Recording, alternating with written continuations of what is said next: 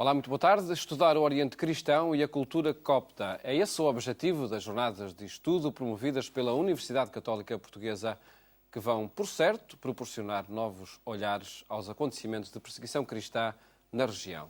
Temas para analisar com o diretor da Faculdade de Teologia da Universidade Católica Portuguesa, Padre João Lourenço, e com Adel Cidaros, membro do Instituto de Estudos Orientais da Faculdade de Ciências Humanas da Universidade Católica Portuguesa e representante da Associação Francófona de Coptologia. Muito boa tarde e obrigado por estarem neste programa. Boa tarde também. Padre João Lourenço, começava por lhe perguntar por que razão a Universidade Católica, nomeadamente a Faculdade de Teologia, decidiu promover este estudo sobre a cultura copta e o Oriente Cristão. Ora, antes de mais, boa tarde a todos os nossos telespectadores. Boa tarde também aqui ao professor Adel Cidaros e ao Paulo, já nosso interlocutor habitual. Sim. Há uns 2 anos e meio, talvez, o professor Adel Cidaros, em representação da Associação Francófona de Coptologia, de estudos sobre as origens e sobre a Igreja Copta e a cultura copta, portanto é um projeto um bocadinho mais abrangente, que não é só o estudo, porque não é só uma religião que nós identificamos como copta. E eu peço que ele não é religião, nem que sequer, não é uma religião, é Já uma vamos, cultura, já uma vamos forma de saber ser, de que não é? falamos quando dizemos cultura copta. Sondou-me no sentido de ver qual seria a sensibilidade da Faculdade de Teologia em aceitar uma parceria em ordem à realização. Ele depois explicará os mais pormenor, o que é a associação, etc. Realizar aqui umas jornadas de estudos. Depois consultar os órgãos da faculdade e também ver o parecer dos órgãos da universidade. Aceitei de bom grado e creio que foi feliz esta aceitação, porque eu acho que nós, na Igreja Portuguesa e no Ocidente, desconhecemos, ouvimos falar, não sabemos muito o que é, sentimos que são questões que estão na ordem do dia, pela todas as vicissitudes que nos últimos tempos têm acontecido e que percorrem o Médio Oriente. Isso também veio trazer mais atualidade a este acontecimento, mas mais do que isso, e na altura o que mais me motivou, é que de facto o Oriente Cristão é um património que nós desconhecemos imenso no Ocidente, mas de que nós somos filhos, somos herdeiros. E são as primeiras expressões, as primeiras identidades de fé, de cristianismo, que levou à criação de culturas e de identidades que muitas vezes nós chamamos minorias cristãs, mas no fundo só são minorias quando contabilizamos muitas vezes por números a partir de hoje. Porque Foram marcos relevantes na história do cristianismo. Foram marcos relevantes e marcaram, são tradições fundamentais, são identidades próprias de que nós devemos, sei lá, por exemplo, na patrística, nos padres da Igreja, por séculos, e depois a expansão em diáspora destas comunidades, que ainda hoje é marcante um bocadinho por toda a parte. E isso, naturalmente, é também um pouco e eu diria aqui, 2 grandes objetivos. Um é para dar continuidade a estes estudos.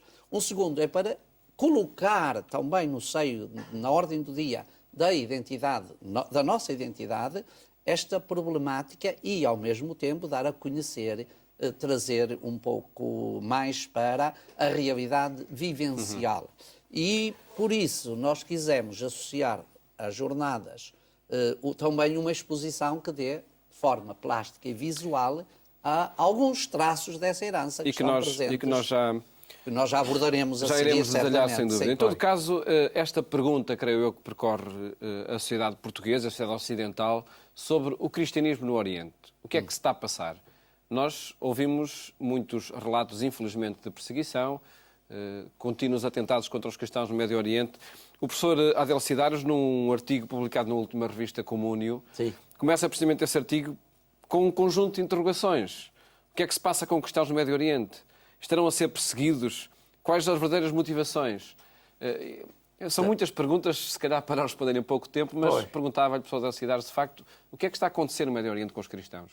Pois, uma das grandes questões que se colocam é que os cristãos no Médio Oriente, sobretudo no século XIX, primeira parte do século XX, para não voltar muito para trás, tiveram um grande contributo ao nível do renascimento ou ressurgimento árabe no Médio Oriente. Não só até ao nível ideológico, mas ao nível da cultura, da renovação da língua árabe, dos meios de expressão, da receptividade ou recepção da modernidade. E 50 anos mais tarde, ou meio século mais tarde, passam por uma situação mesmo terrível que necessita uma leitura objetiva. O seu número, sobretudo no Médio Oriente, excluindo o Egito, está a diminuir de uma maneira desastrosa. Começou, infelizmente, com a Palestina, onde a população cristã, antes da criação do Estado de Israel, então fazia uma parte de 25% para baixar hoje a menos de 5% ou 3%. No quadro dos palestinos nos seus sítios, no mundo, na Síria, no Iraque sobretudo, onde ainda antes da intervenção ocidental ou americana havia qualquer coisa como 3 milhões de cristãos, hoje nem sequer há 400 mil. É a grande questão que se coloca. Porquê essa fuga dos cristãos da região? Bom, é por causa, digamos, da crise profunda que esta região está a viver. Em primeiro lugar... É por causa do Ocidente também, na sua opinião? Quer dizer, de uma certa maneira, é uma sequência do colonialismo histórico. E quando o colonialismo dito clássico se retirou, criou uma situação de divisão, sobretudo no quadro do, digo, Médio Oriente, porque o Egito é um bocadinho particular, tem uma longa história, etc. Umas divisões mais ou menos artificiais que baralharam todos os esquemas mais ou menos constituídos durante séculos e milénios. Não respeitaram tradições dos povos da região, não é? Exatamente, que eram, de qualquer maneira, muito abertos entre si, árabes, antigos assírios, os antigos arameus, os curdos, até turcos, armenos, por todas as partes, que durante o século XIX e parte do século XX viviam com uma certa harmonia, com altos e baixos, e a intervenção um bocadinho intempestiva do Ocidente, sobretudo depois da Segunda Guerra Mundial, baralhou todos os esquemas. Deixa-me ouvir a opinião do Padre Lourenço sobre esta questão, precisamente a intervenção do Ocidente. Na sua opinião, foi também intempestiva, como disse o professor Adela Cidaros, e é que está a provocar, ou que originou uma fuga, ou originou primeiro a instabilidade na região e a consequente fuga dos cristãos do Médio Oriente? Se quer a minha opinião assim nua e crua, eu acho que não foi só intempestiva. Tem sido intempestiva, provavelmente, mas também tem sido cobarde. E a intervenção do Ocidente tem sido cobarde porquê? Porque creio que tem vindo a ser subjugada aos interesses marcantes de duas realidades que hoje, infelizmente, condicionam a vida de todos, que é os quartéis do petróleo e os quartéis das armas. Exato. Portanto, os quartéis do petróleo têm jogado com estas diversidades e condicionam não apenas aqueles povos, mas têm-nos condicionado a nós todos. Depois, a questão dos quartéis das armas é porque parece, eu estou a dizer, não sou estratega nesse sentido, mas tudo dá a entender que os grandes senhores das armas, dos grandes grupos, fornecem as armas primeiro aos que dominam e depois facultam aos outros também, quando estes deixam de estar a dominar, que é o que está acontecendo ultimamente com o Estado, o chamado dito Estado Islâmico. Tem-se repetido desde a intervenção no Afeganistão, na guerra síria com Israel. A intervenção no Afeganistão, Iraque. não queria estar aqui a substituir nenhum peritos da estratégia militar, mas a gente até pode compreender alguns elementos que levaram à intervenção.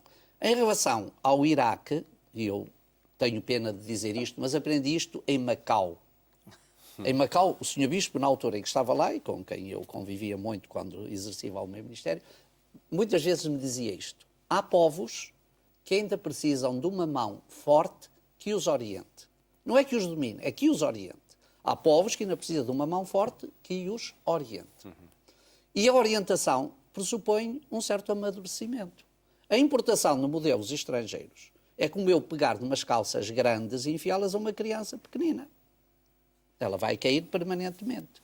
Portanto, o que devia ter sido feito, creio, era uma orientação, uma ajuda a que esses povos também fizessem esse crescimento. Não lhes impor modelos que os desorganizaram, que não são compatíveis, mas que, acima de tudo, criaram as contraposições, os opostos. E isso, naturalmente, em sociedades como estas, ainda não totalmente consolidadas, trouxe este desastre. Por outro lado, eu creio que também é muito gravoso que o Ocidente funciona, por vezes, como espaço para albergar aqueles que buscam refúgio entre nós, e isso, os exemplos podiam ser dados, alguns que toda a gente conhece, que acolhemos de bom grado, e nisso fazemos um bom serviço. Mas, depois, no regresso, esses mesmos vão fazer tudo o contrário e nós cobardemente vamos aceitar. O caso mais saliente é o do Khomeini. A França abriu-se toda para receber o Khomeini e depois o Khomeini foi lá fazer tudo o contrário daquilo que tinha encontrado entre nós. E, portanto, estas coisas, falta um certo desmascaramento internacional por estas razões, que tudo é dominado por quê? Porque, a certa altura, os interesses económicos e militares, estratégicos e de proveitos, que nem são os dos povos, são os dos grupos. Não são os das pessoas, são os das companhias, são os dos quartéis. E hoje os quartéis, nestas áreas, são terrivelmente, embora não seja para isso que as jornadas vão ser feitas. Não é? Nós vamos fazer as jornadas com objetivos muito mais salientes. Irão descobrir o que esteve na origem. Eu queria salientar uma coisa, porque é muito significativa. Exatamente aquilo que o professor Adel Cidades disse há pouco da presença cristã no espaço da Palestina. Era de 25, havia cidades que tinham um convívio harmoniosíssimo entre todos. E hoje em dia, e eram predominantemente cristãs, ortodoxos, católicos, que viviam harmoniosamente, e hoje são cidades que vivem em permanente conflito e cuja redução chegou a isto. Eu há pouco tempo até vi umas estatísticas que provavelmente neste momento, no espaço da Palestina, o cristianismo será 1,5%. Sim. Tudo mais são... 54 mil cristãos. Exatamente, 1,5%. Portanto, sim, não mas tem... aqui o conceito Palestina também tem que ser discutido. Sim. Se é, digamos, no território hoje dito palestino, que é apenas 23% do que era, não, mas eu acho que é todo. Ou é a população palestina global, estando no território palestino, estando também em Israel, ou refugiados mais ou menos pontuais na Jordânia, na Líbano, na Síria. Fixando-nos ainda no presente, e já vamos também aos conteúdos das jornadas, porque interessa divulgar, sem dúvida. Fixando-nos ainda no presente, fenómenos como este do Estado Islâmico, da Irmandade Muçulmana, têm na sua origem este colonialismo, ou novo colonialismo larvar, como lhe chamou o professor Adel Cidades, por duas razões. Em primeiro lugar, o mundo islâmico está profundamente em crise. E se está nesta situação, é, entre outros, por causa de 2 longos séculos de colonialismo ocidental, que para todos os efeitos é cristão. E esta crise, cruzando-se com os interesses estratégicos, financeiros e outros, então baralha todos os esquemas para estes povos então encontrarem uma via correta, mediana, respeitando a sua tradição antiga, para encontrar os novos equilíbrios. Quem paga isto são as minorias étnicas e religiosas. Há bocadinho o são padre alvos fáceis, João não é? falava de que é necessário, muitas vezes, para alguns povos, uma mão esclarecida e outra para os orientar. Quando falamos de povos, no quadro do mesmo país temos vários povos, grupos étnicos diferenciados, com religiões diferentes. O que a Europa quase nunca conheceu até aos tempos modernos. Vamos tentar, enfim, no pouco tempo que já temos, quando falamos em copta, estamos a falar em quê? Pois, em coptas, como saberá, é na origem egípcio. Quer dizer, egípcio deformado pelo árabe. E com o tempo ficou dado à população egípcia que se manteve cristã. Este, em primeiro lugar, tem que se esclarecer. São as suas origens? São as minhas origens. Eu próprio sou copta, porque, de uma certa maneira, sou um cristão egípcio autóctono. Agora, em termos étnicos, que é uma questão hoje em dia que sempre se levanta, 90% dos muçulmanos egípcios são coptas, entre aspas, no sentido que são egípcios de origem, que com o tempo não só passaram ao Islão, mas também proliferaram muito mais, digamos, que os próprios coptas, por razões culturais e outras como tais. O que é que distingue o cristão copta de um cristão romano? Bom, romano, quer dizer, latino-romano, se quiser. Bom, há na história da Igreja ou na vida da Igreja, grosso modo, as igrejas orientais e a Igreja romano-católica, que é, na verdade, universal em termos de expansão geográfica, de expressão de povos em todos os continentes. As igrejas orientais, por motivos históricos que não cabe aqui desenvolver, são mais ligadas a entidades etnolinguísticas particulares, não é? E, no quadro delas, distinguem, sobretudo, as antigas igrejas orientais, coptas, quer dizer, egípcios, siríacos, entre a Síria, o Iraque e um bocadinho no Médio Oriente, a Armênia, a Geórgia, a Etiópia, hoje, infelizmente, a Etiópia e a Eritreia, que se dividiram entre eles, e estas têm tradições de um cristianismo profundamente enraizado nas realidades da terra onde se desenvolveu e da sua história complexa. E, na verdade, para dizer toda a verdade, o Congresso é mais um estudo, é um congresso de estudos coptas, desde as origens, incluindo as ligações com o antigo egípcio, até os tempos modernos, passando pela fase que, para mim, é muito rica por causa da abrangência, da abertura, que é a fase copto-árabe, por causa exatamente do vai e vem, não só com os muçulmanos, mas com as outras comunidades cristãs no quadro do domínio árabo-islâmico, porque o árabe, nesta fase, em todo o segundo milénio, substituiu o grego, que antes, no primeiro milénio, era a grande língua de comunicação entre os cristãos. E que foi também para a transmissão do cristianismo. Não é? Exatamente. Por certo que todos são aspectos que são detalhados nesta jornada de estudo. Padre João Lourenço, que novos olhares lançarão sobre os cristãos do Médio Oriente?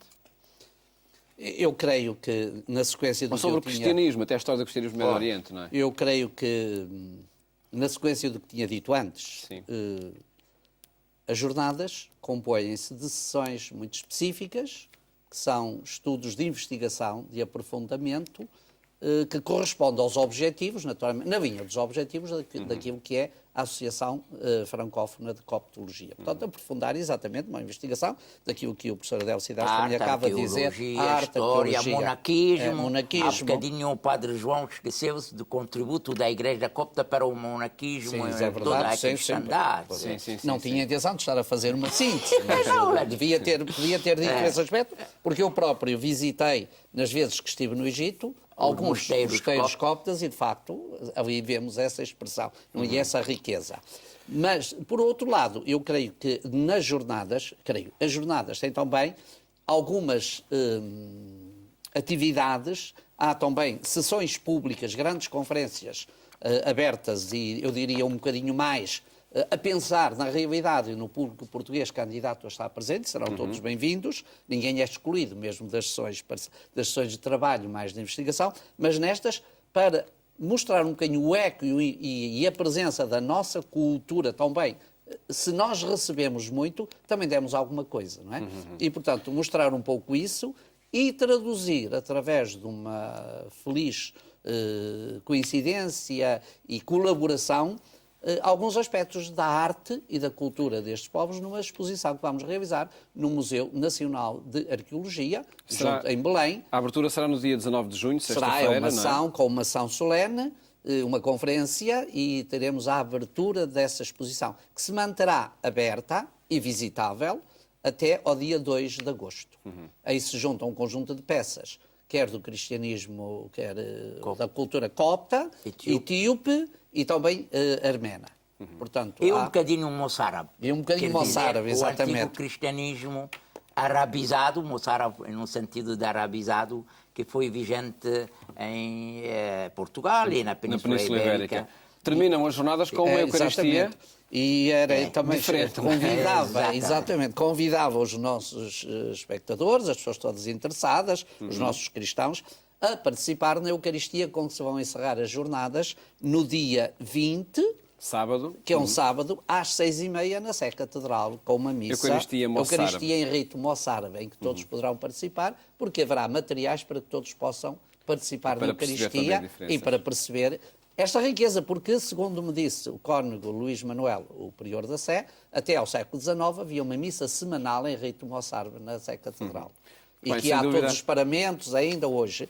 Só que, enfim, com as reformas todas desapareceu e nós vamos aqui trazê-lo sem dúvida, uma vista. ocasião para um conhecimento do que foram as nossas raízes cristãs. Também, sim, agradeço por terem estado aqui. Muito Felicidades obrigado, para esta jornada. Nossa parte. Muito obrigado. Muito obrigado. O programa Eclésia fica por aqui, depois de apresentar esta iniciativa para conhecer a cultura copta e dos cristãos no Médio Oriente. Mais logo, pelas 22h45, acompanhe o programa Eclésia também na Antena 1. Votos de boa tarde. Até amanhã, se Deus quiser.